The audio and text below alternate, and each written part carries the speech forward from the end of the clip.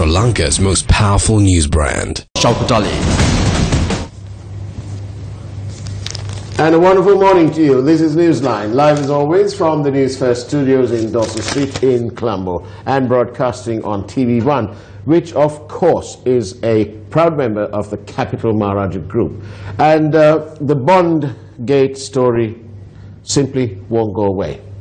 To discuss some of those aspects is the former chairman of COPE, the person who first called for a presidential commission of inquiry into this sordid matter. And none other than Mr. D.E.W. Gunasekara is right here with us. Very good morning to you, Mr. Gunasekara. Good morning. And it's a wonderful pleasure to have you here with us. Thank you. Now then, I see you're carrying a newspaper. What does it say? This is our newspaper. Yes, and what does this paper say? Pressure being built on for demanding resignation of the Prime Ministers. Right. Ranil Wickremesinghe. What does that mean? Because I'm not so familiar with some of this. But what does Balapam mean? It says that the Prime Minister Honorable Ranil Wickremesinghe, as Minister in charge of what do you call it? The Central Bank. Central Bank and Economic Affairs. Yes. Is fundamentally, politically and morally responsible for all what had happened during the period of Yapalana government. And therefore, especially in this particular case, he had failed in his duty as a minister. First thing is he never realized the seriousness of the whole scam. And the other thing is he failed in his duty to have a proper inquiry at the correct time. And he had a very hoax inquiry given to a immature, inexperienced bunch of lawyers. And the three-member committee who themselves reported that they exonerated the governor of Central Bank, and they said, we have no power or we have no authority to probe into this. Therefore, they suggested that proper inquiry should be held, which Ranil Wickremesinghe failed to do it. It was the Speaker, Chamal Rajapaksa, on the floor of the House, responding to the call of the opposition, and he decided that then it should be given over to the COPE, and he directed me, take it over and submit a report. That is how the investigation arose. And this is the first time in the history of the legislature, right from 1931, that a COPE oversight committee was required and requested by the House to conduct a preliminary investigation. According to the constitution provisions, the oversight committees are all required to examine the final audited reports submitted by the Auditor General to the Parliament. So this is the first This is the first exercise, and they have been proved correct, and they did their job. And that is part of the, I think, the powers vested in the Parliament by the people, what is called sovereignty. So that's super democracy. That's super democracy. So as far as the COPE, 13 of us, of course, really about 5 or 6 or 7 people really participated. That is another matter. There were 6 passengers, isn't it? And I can say. Right. So we did our job. And no one expected that when the commission report emerged, and it's it made a big surprise to the entire world. That I think I have never heard the central bank of the country, the pinnacle of finance of the economy of the country, is engaged in such a scam. First time I have heard. And our Prime Minister treated it very lightly. I said, no, don't worry, no loss has been, there's enough money, I'll find money, there's no problem. Forget about it. The criminal nature is being underestimated by no other person than the Prime Minister himself. That is why. And he's a lawyer. And he's a lawyer. Lawyer with 40 years experience, more than that, 40 years experience. 40 years plus. And both in government and opposition. So he would know the rules inside out. Yeah. And he's got the, I call it the unbelievable record of being the Prime Minister for the 4th time. Never ever has it been replicated in this country before. And he still, you say, he failed in his duty, moral and political. The criminal nature and everything, let the commission or the judges. Somebody else decide that. But as far as laymen, we citizens of the country, it's abundantly made clear that he is politically and morally responsible for all what happened. For the simple reason, why did he recommend to the president that Arjun Mahendra should be made governor? That is the fundamental, the original sin. The beginning. The original sin is that. And knowing very well that he is not a citizen of Sri Lanka. Now in his defense, various other, not he, other people bring out, no, John Exter was brought here by, I think, D.S. Nayak at that time to establish the central bank. And he did the job. And as a matter of gratitude, I think, he was asked, you had better be the first governor and show us your performance and go. Yeah, show us how it's done. Yeah, and we had our own stuff was available, and I mean, all the governors of central bank we had par excellence. That's no, and even those people who were the slightest thing, they were prepared to give up their job and go. There was one governor who had to go because he had made a telephone call to the bank manager where his wife was having an account, and asked that person if he would consider an overdraft for his wife or something, some kind of service. On that for that telephone call, he had to go. Oh, so it is in that background that this whole issue should be looked at. The gravity there. One call. I don't want to and mention the younger generation is not aware. No, they're not aware. Not aware. But none of the MPs are aware of it. I doubt it. Even though they wrote books, some wrote books. They wrote a book. They wrote a book that is another deliberate attempt on its part to shield Arjun Mahendra. I dare say that. To derail the process.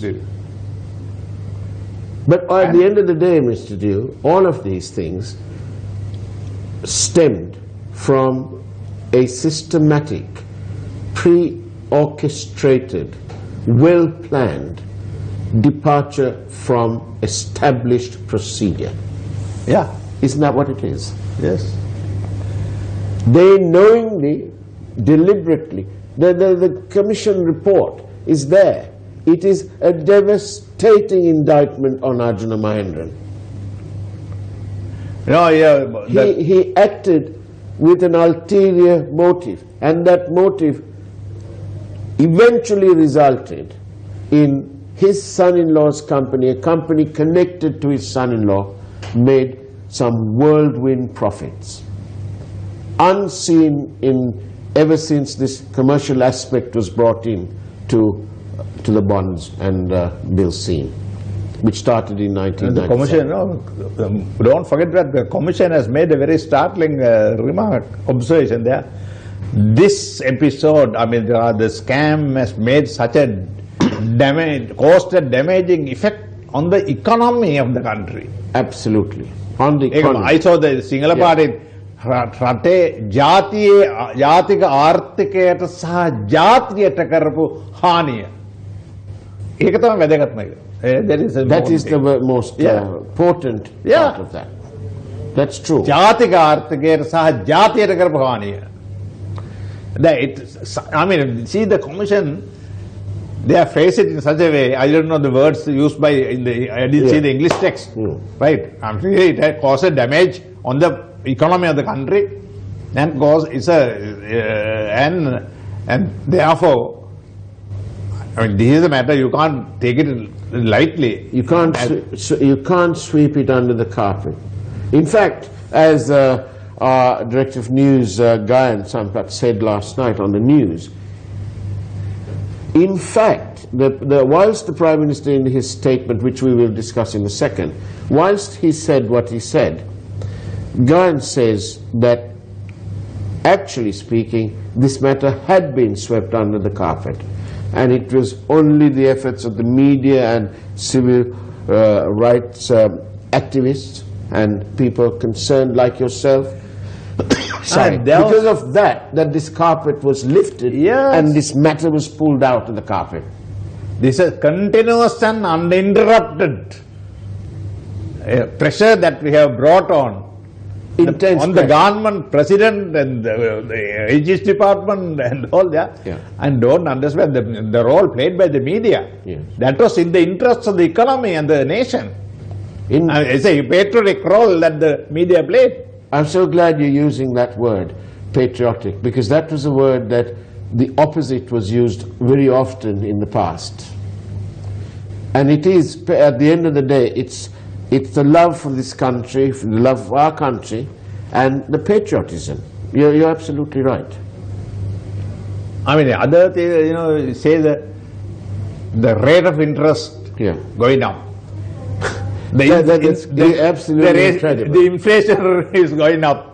All those are, subsidiary effects of the Honestly, I don't know what this governor was doing at the time. When he took office, so by the end of 2014, there was 4 trillion. Foreign exchange reserve. No, there was 4 trillion in debt. All right. Now, any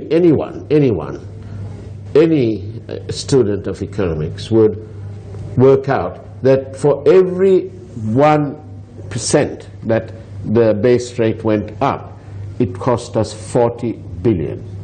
So the actions of Mr. Mahendran, which the Presidential Commission have found to be completely out of procedure. I hope the Commission would have taken into account the increased interest. Yes, because they as a result of the damage that was done to the economy. Rate of exchange rate.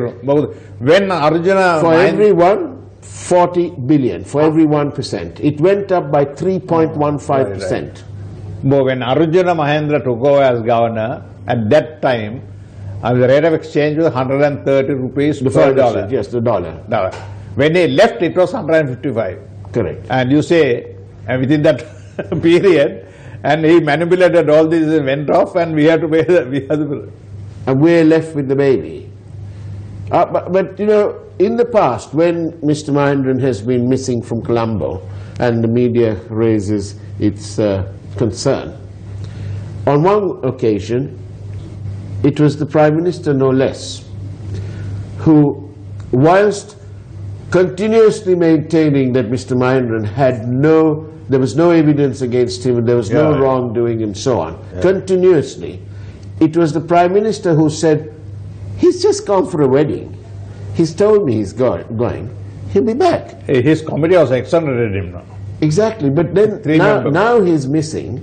We'll have to ask the one person who's been protecting him or who has been supporting him, and withdraw that protecting word, was continuously batting for that side by saying, oh, there's no evidence of wrongdoing. And then even when the President refused to give him a contract of his own, lo and behold, Mr. Mahendran continued to be some form of de facto consultant advisor, although the Ministry of Finance did put out a statement and say that they had nothing to do with, that he was not employed by them or in any form. But he was there. He was the financial advisor. He was one of the economic advisors. Kirti Tennakoon had documents to show that Mahendran had signed himself into various meetings at the Secretariat. So we have video evidence of him going abroad, part of the official delegation. And the Prime Minister simply did not care. You mentioned a former central bank governor's wife's telephone call to a bank manager cost his governorship, his job. And how many telephone calls this governor had with all other for various people. And there was another thing that the Pitipurna committee said, which they didn't put into action. They said that there was no CCTV and recording devices, and that they made a note of that. Even then, there was no move to put those things in place, which meant that the next bond in March 2016, the 2016 March had 2 bonds, even that was allowed to go ahead. Yes. And there was no recording, no nothing. What the Pitipena Committee, at least that recommendation. In that time, the Prime Minister assumes a greater responsibility. Because at that stage, there was already a Pitipena Committee report on there. And they say we have no authority to probe into this. And then the entire country knew such a thing had taken place. 2015. 2016, yet again it's much greater than, much more than the one. So had he taken some adequate steps at that time? Yes. Preventive steps at least. His attitude, in my personal view, has been one of grave flippancy. He has been ever so flippant, and he has let all these things slip through his fingers. My grandmother will say, grubby fingers. You know, it is absolutely unacceptable because, Mr. Gunasekara, unlike before, there is no doubt that there was a fraud. And we have got 2 Supreme Court judges and a former Deputy Auditor General sitting in a special commission who found this out. They've heard evidence, they've found it out. And unlike before, there is no doubt that this was a fraud. A high-level one. And the Prime Minister accepts that position as evidenced by his statement last night.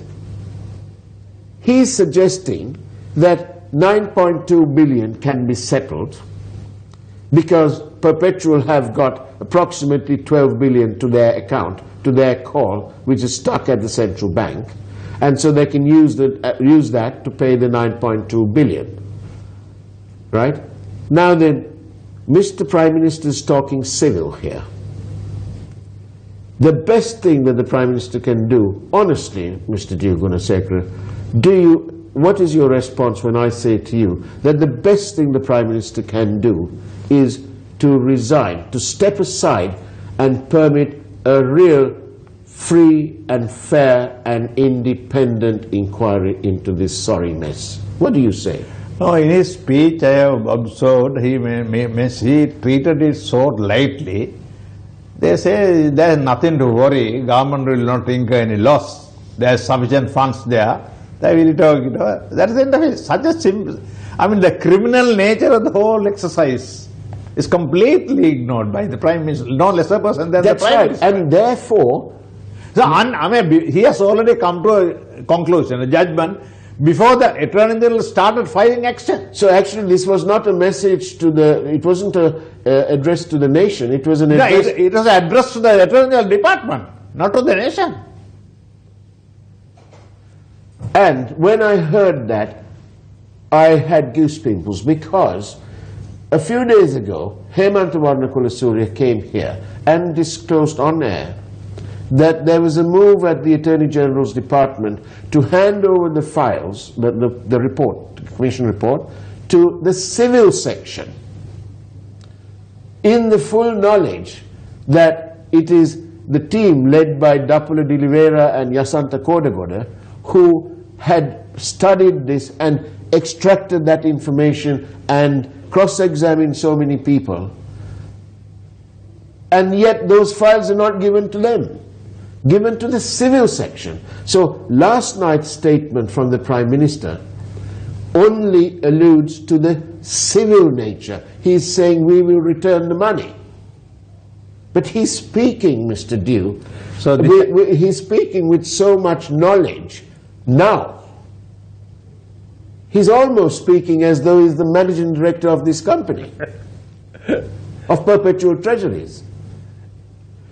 He's not, if he's talking about the loss which the commissioners have stated, 688 point something million, the avoidable loss, and the 8.5 billion loss to the EPF, you add the two up, you get approximately 9.2 billion. Yeah. But the same Commission's report is talking about a criminal element for action against or taken under the penal code. Yeah. And for it to be presented through a magistrate's court. Now, when you do that, the penalty for doing what you did is twice the amount. So 688 million suddenly turns out to be 1.376 billion. And there's a reference there, the loss has to be converted treated as a fine. Exactly. That's the and then in terms of perpetual treasuries, it is the 688 million, the fine is another 688, so it becomes 1.3 billion with a B. And the EPF losses was 8.5 billion with a B. Multiply that by 2, you get 17. Plus the 1.3, that means 18.3. Another 1.3 billion from Mr. Mahendran brings the total to 19.6 billion. The Prime Minister says that there is 12 billion stuck. That amounts to about 1/4 of the Sri Lankan economy, GDP. There you go. There you go. But what is very, very strange indeed is, and sadly... that is in rupees, that is in and sadly, dollars. And sadly, what is also sad is that neither our Prime Minister nor, unfortunately, the Commission seems to have discovered this bit. And that is that the last bond in 2016 was on the 31st of March. That is also the date at the end of that Presidential Commission's authority period. The period that they were looking at, the last date of they're looking at is the 31st of March 2016. And so this last bond was issued on that date. The profits don't accrue on that day. It accrues thereafter. And in the 3 months thereafter, from the 31st of March 2016 to the last day of Arjuna Mahendran's work as the governor, which expired on the 30th of June 2016, there was 3 months. Mr. Gunasekara, let me tell you that perpetual treasuries reported a profit of 6 billion rupees in those last 3 months. And that is nowhere to be found. No one's talking about that. Neither is the Prime Minister, Mr. Gunasekara, talking about that. Yeah. I'd like to ask him. Yes, because he is the Minister in charge of the Central Bank. Who is? And so he should know better than anyone else. He certainly should know better than me. Why is he not saying And we follow it up, and we'll have to see. We see how what the Attorney General is going to do. Exactly. Whether he is going to incorporate that also in the because the Commission quite rightly says that this may well have happened in between 2008 and 14. They're calling for an investigation, a forensic investigation into that. All very well and good. Yes. But this matter is virtually done and dusted. The evidence is there. The Prime Minister accepts so much with his statement he made yesterday. And it is he, on the 17th of March 2015, who came to Parliament and said, I instructed the change of this system, the system that is now found to have been at fault. It is that change which has caused this damage. It is that change. Now there is it can be clearly seen. You must make a contrast between the 2008 and 2014. Yeah. Right. No doubt, I also, if you must have a commission and put an end to it. Yes. Even the former central bank governor demands a commission, right? Yeah. So, okay. Now, the main difference is that in the interest in the case of the former, 90% of the borrowings have been made from the state funds. That is, been the captive funds of the government. Yeah. That is, say, the Bank of Ceylon, People's Bank, Savings Bank, National Savings Bank, EPF, and all the rest of it. Yeah. Right. And that has been the government has not incurred any additional losses. Yes. Can't incur additional losses. Yes. You know why? the only charge that you can bring is that the EPF and others, they got a reduced interest. Yes. Yes. That is the only charge. Yeah. Therefore, the EPF suffered. Yeah. That is granted. Yeah. Right? But that money from the state sector to the state sector. State to For state. the use of the national borrowings. Yes. Right. But here is not that. In this case, the government funds were utilized by the private sector to purchase bonds, and you get the government funds and give it to the same government and make the profit. And the profit accrued And to the... what is the main idea behind the treasury bonds and the treasury bills is to go to the market, Yeah. capital market, and bring money from the private sector. That is the main idea. Yes, that's the essence. That is the essence of main idea with the whole exercise is bring the money that is in the capital market from the private sector. Here the whole exercise, perpetual, the perpetual treasures which was formed in 2013 and started business in 2014 Yes. with a minimum capital, at that time minimum capital, if I remember, 300 million, not 500 million, I can't remember, must be 300 300 million. 300 million. Within a matter of 5 months, how much profit they made within a matter of 5 months? It is over 400%. If you calculate, I just calculated, it is 400%. Have you ever heard of any institution in the whole world economy, where you make a 500% profit? That is where I said repeatedly, I mentioned last time also, where the Karl Marx had made, if you make 300% profit, he becomes a criminal. So it has been proved by this commission that perpetual treasures is Criminal. In that context. In that context. Do you know, Mr. Gunasekara, I want to make a confession, really. It's not often that our viewers are able, that we tell them what really goes on in our newsroom. I can see the newsroom from here, actually. Even though they've got sort of blinds here, I can still see through them.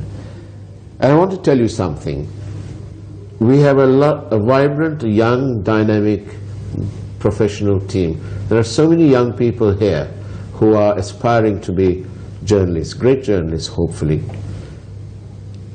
Without exception, every one of us here in the newsroom are ever so sad that we've had to expose this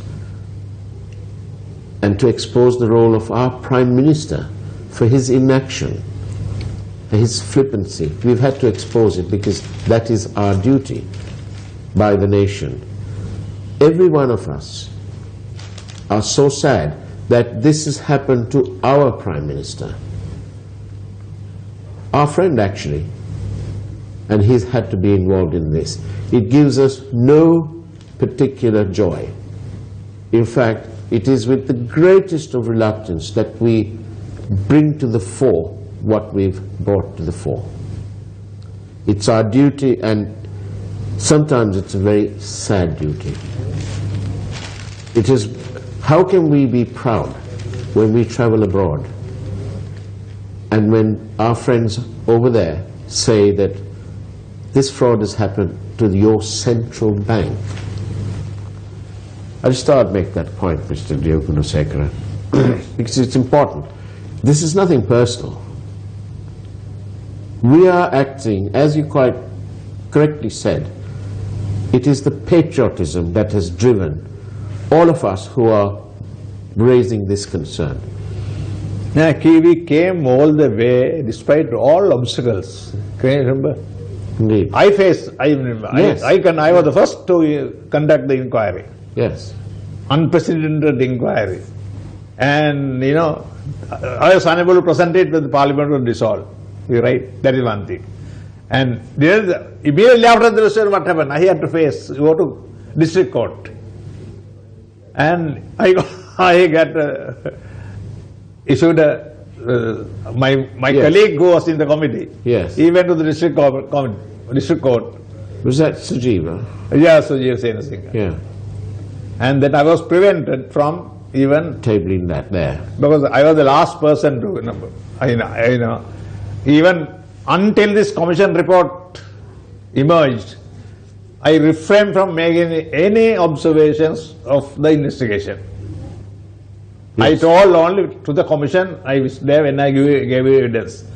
Although I am a politician, although I would have used it for election purposes, I never got into the stage and used that. Because we wanted a perfect, I say, it's a judicial fair play. We want to be unreasonable. And that is why we were keeping quiet. But now that the report is out, and we have been justified by the commission. Absolutely. And also... And we were laymen, we didn't have all experts. Yeah. I had the expert knowledge of Dr. Vijayavardhan on the first 2 days. Yeah. I got Dr. Vijayavardhan to conduct a class to the COP for 2 days. Right, before we started the inquiry. And I got the Chula Wickremesinghe acting Auditor General. He did a superb, marvelous job. And the staff, Auditor General staff attached to the Central Bank, they are the people who unearthed and gave me. Now I can say, so such a thing has happened. And I can remember a lady, a very smart lady who in charge of the whole exercise. And they brought it. That is how we were about to present the report. I can remember when I was preparing the interim report, then the message came that the Gazette went to the Government Press dissolving. Then I telephoned Chamal Rajapaksa, Speaker, sir, this has happened, how can I have the purpose? Then what to do? The Parliament is busy. And until Chamal was not aware that the Parliament was going to be dissolved. So that is how. Thank you. After that, so we carry on regardless, and today, no, we'll carry on our struggle. Mr. Gunasekara, thank you ever so much. And I do wish that we had more people with your commitment. I hope the Parliament will play that role. And when the debate comes, I sincerely hope without engaging themselves in mudslinging, and that forensic investigation can be done by the MPs on both sides, and dispassionately. And in the interest of the nation, in the interest of the economy. Yes. In the overriding national interest. Yeah. Dear Gunasekara, thank you very much. This war against corruption has started after 59 years. It's Bandaranaike only in 1959 sent his own closest colleagues in the cabinet and the party out of politics, out of the party. Out of power. That's right, because if you're not fit to be a minister, then you're not fit to be in Parliament. On that note, dear Gunasekara, thank you very much. We've overrun. Thank you. God bless you. And that's about it from Newsline. Thank you. Take care. God bless.